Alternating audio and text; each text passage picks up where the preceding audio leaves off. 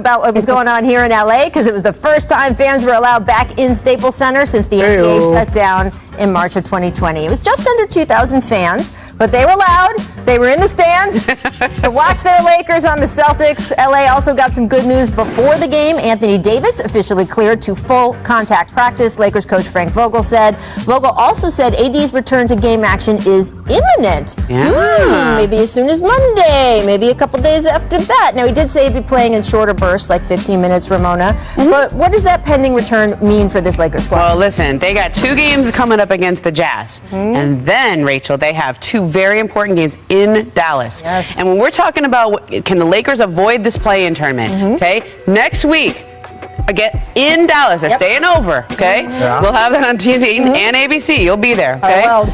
If AD can come back for either one of those games and help the Lakers win one of them, that means so much when they're trying to stay out of that 7 spot. But if they lose both those games, Dallas can really leapfrog them in the standings. Yeah, and I think it's going to be tough. But I'll go back to what Greg Popovich said 15 years ago.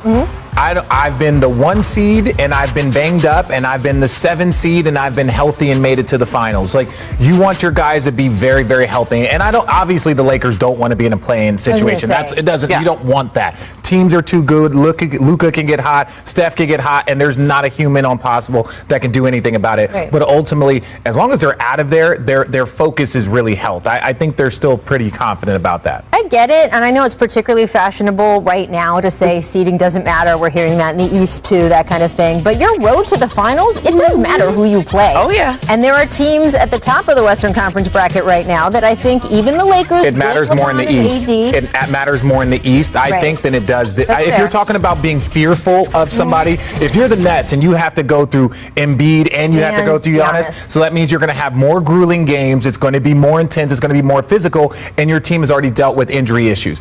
In the West, truly, I still believe this about the Lakers. They fear no one, right? If you told them they had to go Utah Jazz first round, they had to go the Denver Nuggets second round, they had to go to Clippers, they'd be like, all right, cool, let's go. As long as we're healthy, we can take it out. I think it's different in the Eastern Conference. The other thing, though, too, is you get a week off. If you avoid that play-in tournament, you got to play that week. Now, I know AD and LeBron might need some of those games to get back, but those are veterans. LA Fitness is right down the street. If they need to just get their wind up, they could be fine. It is going to be fascinating. And by the way, talk about possible matchups. We could see LeBron versus his friend Chris Paul early in the playoffs, depending on how the seeding falls. Poor Suns. Poor Suns. It could go the other way. Richard Jefferson. Arizona native Richard Jefferson. Yeah, I love the Phoenix Suns. All I'm saying, though, is Bron has been in the finals 8 of the last 9 years, and 9 of the last 10 years. Yes, 9 out of the last 10 years, and the 1 year he didn't make the postseason. So when I go back to, oh man, poor Suns, don't feel bad. I'm not talking about you. I would say that it is a more open Western Conference than we have seen in a while. Our friend Shea Serrano from The Ringer always made that famous LeBron decision tree. I know that I introduced that to you, right? Are you in the conference LeBron plays in? Yes or no? If the answer is no, you could make it to the finals. If the answer is yes, then the next decision tree is he on your team or not? If the answer is yes, you could make it to the finals, according to Shea. If the answer is no, sorry. Not according to Shea, according to what the numbers have said the last decade. It's just a fantastic thing. It's why I'd look it up on the internet. All right, coming up, we've got some news this morning about a big-time boss move. There were a bunch of just like pure joy moments on the WNBA draft last night. So much fun to see all those young women have their dreams come true. It is only the first step for y'all.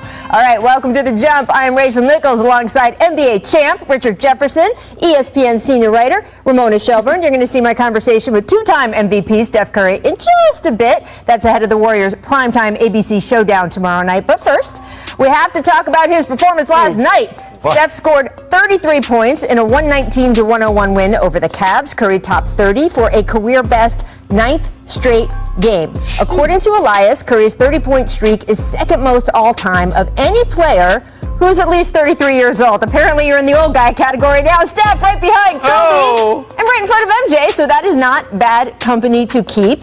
Here's Steve Kerr on Steph Curry.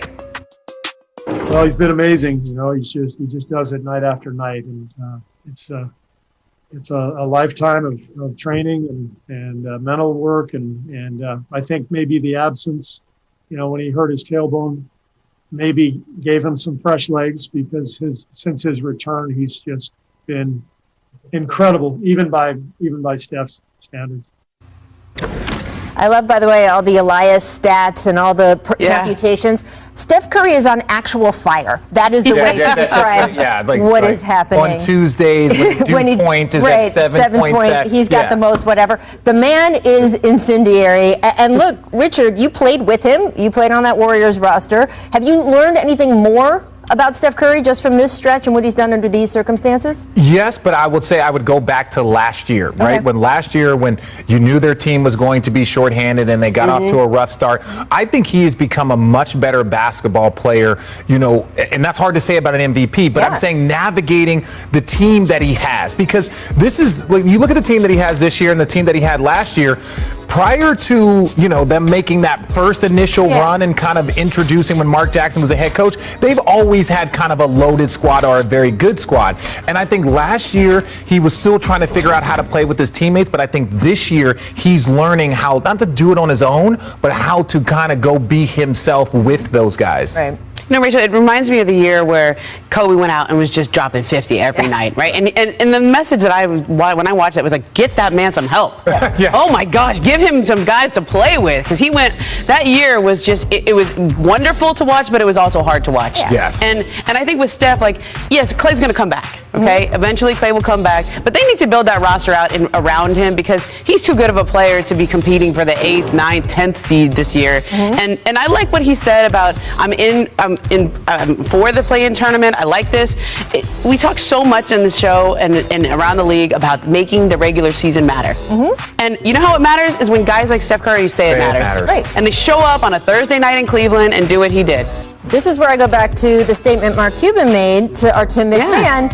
And Mark's point was, hey, by having to sort of compete to either stay out of or just sort of be in the right position in the play-in bracket, we can't rest our guys down the stretch. Yes, that is the point. Well, that's the point. That is accurate. You have accurately explained what the NBA was going for, why it does make the regular season matter more, and what the fan base, frankly, that has been, paying tickets slowly back in these arenas deserve to be able to see the stars play. Yeah, and it gives a group of teams that might have already been out, and then instead of having 8 teams and be like, hey, we're not going to make it, we're 4 games out. It's like, no, you have an opportunity. Keep going, keep pushing. You never know what can happen. And I think just by doing this, and this is why I truly do like the play-in tournament, really, like the 8, 9 seed, the 7 seed, those teams, the probability of those teams winning is very, very slim.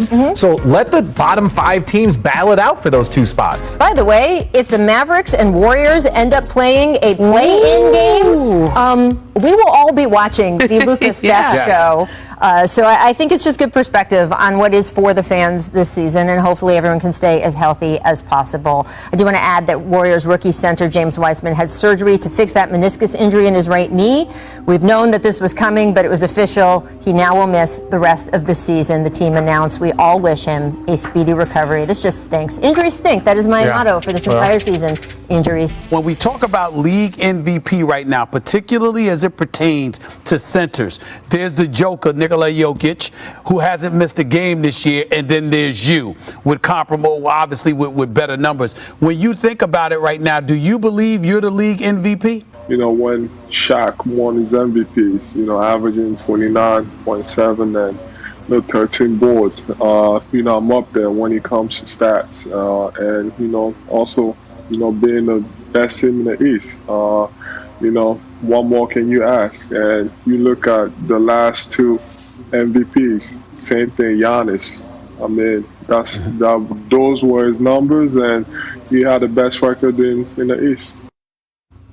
For the full conversation with Joel, you can watch SportsCenter with Stephen A. on Monday at 7 Eastern. You can also catch Joel Embiid on The Low Post. Really extensive interview, gets into not only this stuff, but talking about his fatherhood and all kinds. It's really, really sweet. Welcome back to The Jump. I'm Rachel Nichols, still hanging with Richard Jefferson, Ramona Shelburne. You did hear him talking about the MVP race there. And this is so fascinating what this is coming down to. And I hear the numbers here. Embiid has played 37 of 55 Sixers games so far. That's good for 67% of Philly's total. But remember, the season isn't over yet, right? So the lowest percentage of games played by an MVP ever, Bill Walton, he played 71% of his games back in 1978. If Embiid doesn't miss any more, if he just plays out the season, his percentage would be 75. So he would come in over that line. And Richard, this is all relevant because this has become a huge part of how we hear voters talking about who they are voting for. And I want to make the point here, this is not a knock against Nikola Jokic. The rest of this discussion, Nikola has had incredible numbers this season. But we have seen an offensive explosion unlike the NBA has ever experienced. It's statistically inflated this year. So you then have to look a little deeper. Joel's defensive numbers are not only on par, it's the fact... On par with... He was talking about Shaq. I was like, his numbers are on par with great defensive. I thought you were talking about with Nikola Jokic. No. His numbers are way ahead of Nikola Jokic on defense. So the injury aspect is the aspect that so many people are focusing on. Where are you on this? My thing is tough with this because you don't want to. There's a difference. There was questions about rest. Should guys get MVPs? I remember that was a big conversation when it was LeBron James, James Harden, and Russell Westbrook who ultimately ended up winning it, and James Harden got second. There was conversations like, well, I show up every day. Yes, if some guy takes 1-2 games off a month, they're going to be more rested than me. Their numbers might be better. This is different. This was an actual injury, and I think when you look at it at the time of the injury, Joel Embiid was in front of Jokic. Let's just be honest. LeBron James was in front of Jokic. Absolutely. These guys go down, and now it's like, well, he hasn't missed any games. It's like, no. Wait a second. You can't penalize somebody because ultimately it's just like your starting spot. You don't lose your starting spot because you're injured. Someone runs into your knee. Someone runs into your knee. That's not how you lose your starting spot. So Jokic has had a great season, but I think we can't look at it as in its totality and say that that's the reason why. Well, look, we come down to two questions. LeBron James always says one of the best abilities is availability. Okay, so Jokic has been available. That is true. But a couple of the games that Joel Embiid missed are not from the knee injury. They were because of COVID contact tracing protocols. One, he sat next to the bar. He had the barber, right? And the other one was when Seth Curry tested positive that game in New York. And so I think we have to factor that into the number of games that he missed and why they missed them. Okay, also, it comes down to defense. How much are you going to factor in defense in here? Because when you put them side by side, Joel Embiid leads Nikola Jokic in every single defensive category, except for steals, I guess, but blocks twice as many. Okay. In the advanced analytics, it gets the gap it's not even close. Even wider. But on and off the court, okay, of all of the MVP candidates, Joel Embiid, the Sixers, he's plus 15.8 points a game when Joel Embiid is on the court. With Nikola Jokic, it's plus 8.2. That's double. Right. Yeah. So, and the other MVP candidate, Steph is actually second. LeBron is there. Dame's ahead of him. I mean, there are a lot of people ahead. And when you just look at straight up plus minus, and I think when we get down to it, we're all going to have a choice. And we have to let this ball play out. Because, hey, look, what if LeBron comes back and the Lakers run the table at the end? Now we're going to talk about him back in the discussion. But let's wait till the end of the season. Let's look at how many games he actually plays. They all actually play. But for me, Philly going from the 6th spot in the Eastern Conference to the number one seed, Joel elevating his game on both ends of the court, that is a persuasive argument. This was what I was talking about yesterday on the show, because this has become one of the dominant conversations, right? Being number one in your conference matters. And I do not think that, it's the East. I'm sorry. The East has Kevin Durant, James Harden, Kyrie Irving. The East has Giannis Antetokounmpo, the 2-time reigning MVP. So, it's the East sorry, that doesn't wash. And also, it is a two-way game. I am exhausted by everyone throwing up all of these offensive numbers and that having being the only marker of how we talk about things. There is another side of the court, so that has to matter also. And again, that is not a knock on Nikola Jokic. He's extremely qualified. I think this is extremely close. Sixers are second in the league in defense. But I just don't get and we're talking about discounting of Joel out of this conversation. We're talking about it makes no sense to me. MVP. The best player in the game of basketball this season. Regular season. Regular season. Well, look, Tim Bontemps did his straw poll. For the best player in the game of basketball. We can't yet. That's a different discussion. Go ahead. Well, Tim Bontemps did his straw poll, and we had him on our radio show the other day, and it was like, well, when people voted, when they said they voted for Jokic, one of the big takeaways Tim had is that there wasn't a clear second. Like, nobody coalesced around one person, and that was mostly because everybody else around him has been hurt. Everyone else who was in that conversation before has been hurt and missed significant time. But so I said to him, I go, well, is Jokic just the last man standing? Is that how you get MVP? Because you're the last man standing? I don't know. Also, by the way, if we're just talking about a heavy offensive statistics sort of candidacy or numbers, I want to talk about Dame Lillard. I want to talk about Steph Curry. If whether you finish 5th or 6th doesn't matter, I want to talk about some of these other guys. Let's not get carried away, people. Let's not get carried away. I understand that the point that you're trying to make, but the MVP race, unfortunately, due to injury, let's go the top 5 guys. I'm not saying those guys are going to win. No. I'm making the point that if that's all you're relying on, then those people have to bring those guys into the conversation. And let's be honest, neither one of those guys are going to win. I would take away the COVID numbers. Just look at the injury. The COVID numbers, if he missed 5 or 6 games, I'm putting those in there. I think he got 2 right? 2 games, I would put him back in there. I would do that percentage based off games that he was available, based off of playing or injured. COVID is unfair because obviously Jokic could sit next to sitting next to COVID. And again, now that guys have vaccines, and so there's less likely to happen. But COVID, that could have been Jokic, and it wasn't have been his fault or an injury. But let's also say this about Jokic. If Denver holds on to that 4 spot, or if they even move up in the standings with Jamal Murray out, that's Jokic's case right there. So I think this last part of the season here, we gotta not judge right now, because the one thing we've learned this whole season is let's let the games play out. Ramona, you and I have said this every time Richard Jefferson has tried to force us to say our MVP vote now. You would have said a different thing every maybe 2-month period of this season. So that doesn't mean we don't know everything yet. We will know everything soon. Richard thinks he knows everything now. That's a larger issue. Coming up, Steve Nash says the Knicks shoot your shot, Richard. All right. Reel him in. Shoot your shot. May not have their full roster at any point this week. I will be on the sidelines for that. So basically, all day Saturday, just leave it. Leave it with us. Steph Curry, speaking of Saturday night, has had quite a week. Monday, he passed Wilt Chamberlain for first on the Warriors' all-time scoring list. 2 days later, he drops 42 with 11 threes. Last night, he added 33 points to lead the Warriors to their 4th straight win. I got to sit down with him to talk about passing Wilt, the eventual return of Klay Thompson, and his recovery from that tailbone injury that, again, I just want to warn everybody, the words butt pad came up in this conversation way more than I ever would have expected. You take a look.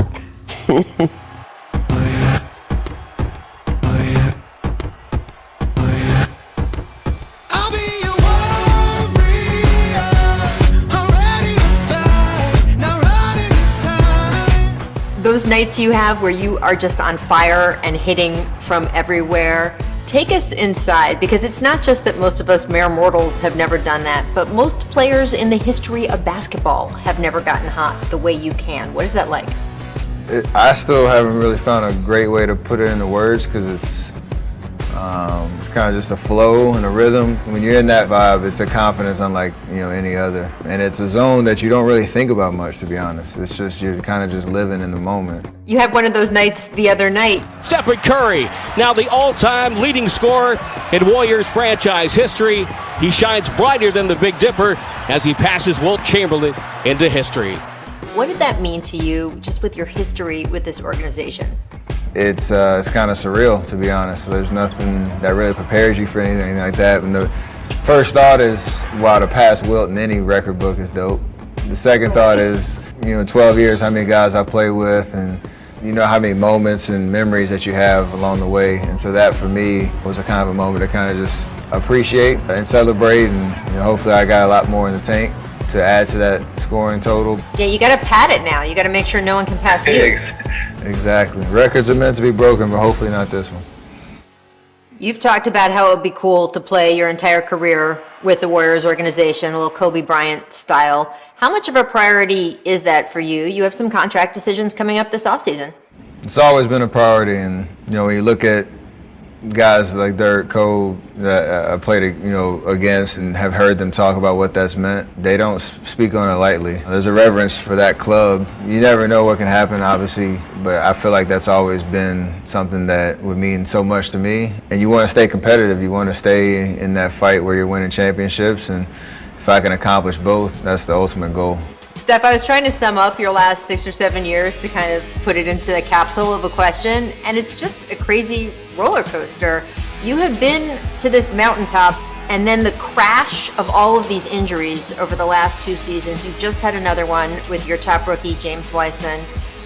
How low do the lows get when you're in that situation, and then how do you turn yourself around and navigate so you can try to climb up that mountain again? It's been an emotional roller coaster for sure. I feel like That 5-year run we had in the finals, you knew that it was going to come to an end, but it was going to be different, but you don't want injuries to be a part of it. And I was talking to Draymond about it. I think through all of this, you realize how much you actually just love the game and love to play. It challenges you, but it makes it so rewarding, and you have to be able to separate the moment from the big picture, and that's been the biggest test for all of us. This season may not end in a championship, but you guys are hovering around that play-in tournament.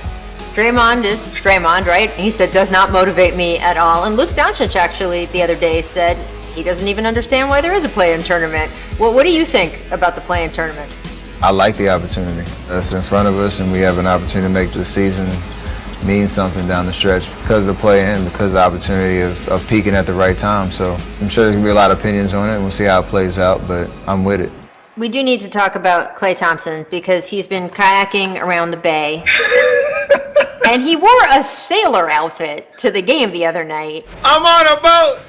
I'm on a boat. Everybody look at me because I'm sailing on a boat. Well, first, when I saw him in the locker room, he was so excited that I recognized that he was going for a certain theme and that I appreciated his effort. Like, that meant so much to him. It was like, yes. And the good news is if you guys are ever on a ship and something happens to the captain, he can step in now. This is perfect. You got to have a man of many skill sets, and he's definitely, he can step in nice and comfortably there and save us all for sure. I want to ask you about what felt like one of the most moving moments of the NBA season. You guys had a man named Aaron Taylor who had spent 26 years in San Quentin, worked really hard to rehabilitate himself, and did some prison play-by-play in the yard there for basketball games, and came out and was your PA announcer the other night. You got to share a moment with him on the court afterward where he was just speechless. What was it like being the PA announcer for the Warriors tonight? Hey, man, this is, like I keep saying, this is surreal.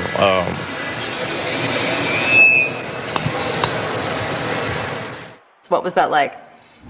That was a moment, and knowing that he has a story to tell and an energy and a magnet to his personality that he put on full display. 6'5" point guard from Davidson, number 30, Stephen Curry, a.k.a. the Babyface Assassin. As our PA announcer, he's brought out so many nicknames that brought the Babyface Assassin that I hadn't heard in forever. But he just spoke with so much passion, and that meant so much for him to know, he was seen and he was heard, and that was his moment, and he embraced it.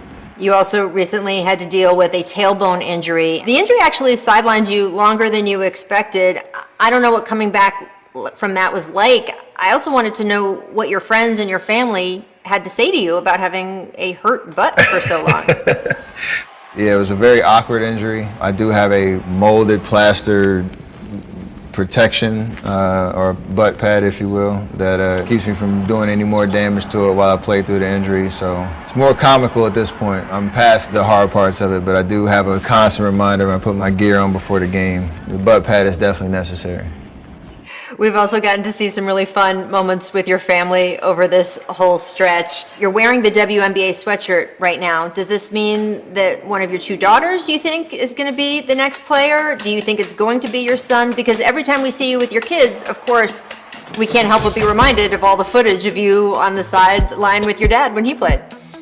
No doubt. My oldest, I asked her if she wanted to play basketball, and it was a firm no. I asked her why, and she said she doesn't want to get hurt because she's seen me have so many injuries and coming home with the hand cast and a butt pad and sprained ankles and all that. So I said, I'm sorry I scared you away from the game on that front. But you'll see either my 5-year-old or my 2-year-old definitely playing at some point. They're definitely interested and they're obsessed with the game, so we'll see how it goes. Tatum wants it. Got it. The guy is on fire. He is absolutely in the zone. You guys play the Celtics on ABC on Saturday night. Do you get that competitive itch a little bit knowing that Jason Tatum just dropped 53 in a game himself the other night, and you guys could be out there going shot for shot in that zone you were talking about at the top of this conversation? No doubt. I mean, especially at this point in the season, you know who's playing well and you know what teams are trending in the right direction. And for us, every game is a big game. Jason, he's phenomenal talent. We'll see what the numbers look like, but I feel like it's always a great opportunity to play that Saturday primetime game in Boston. We'll see if you get that unconscious feeling again. I hope so. Big thank you to Steph. Really fun there. It's going to be fun tomorrow night. Let's take a look at today's Difference Maker, brought to you by CarMax. The National Basketball Social Justice Coalition has announced that James Cadigan has been appointed its first executive director. The coalition will lead the NBA family's collaborative efforts to address racial inequality, advance social justice. James Cadigan is for real, people. He served as the inaugural director of the Thurgood Marshall Institute at the NAACP Legal Defense Fund and previously served 8 years in the administration of President Barack Obama. The NBA is lucky to have him, as are the rest of us. Congrats to him. Coming up, is missing 18 games this season ultimately going to wreck Joel Embiid's MVP chances? Ramona and I don't think so. We'll find out what Richard thinks next. Keep it locked to The Jump. No one cares what I think. Do the clapping and be like, action.